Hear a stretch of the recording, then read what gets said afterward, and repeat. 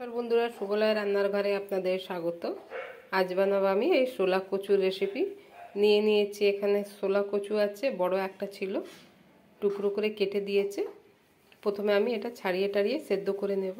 কচুটা সব ছাড়ানো হয়ে গেছে, এভাবে আমি সব ছাড়িয়ে কেটে রেখেছি। এবার সেদ্ধ বসিয়ে দেব।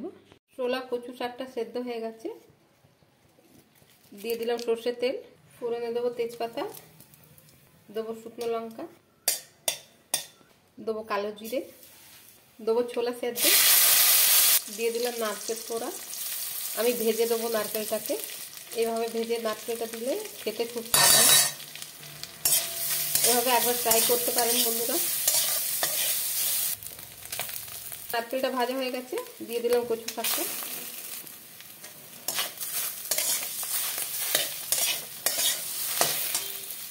দেবো অল্প হলুদ, স্বাদ মতো লবণ, দিলাম চিনি।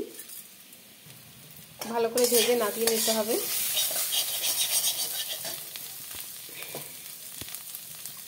আমার রেসিপিটা হয়ে গেছে বন্ধুরা, আমি নামিয়ে নেবো অন্য একটা বাটিতে। আমার কচু শাকের রেসিপিটা যদি ভালো লেগে থাকে বন্ধুরা, তাহলে লাইক, কমেন্ট, সাবস্ক্রাইব অবশ্যই করবেন। ধন্যবাদ।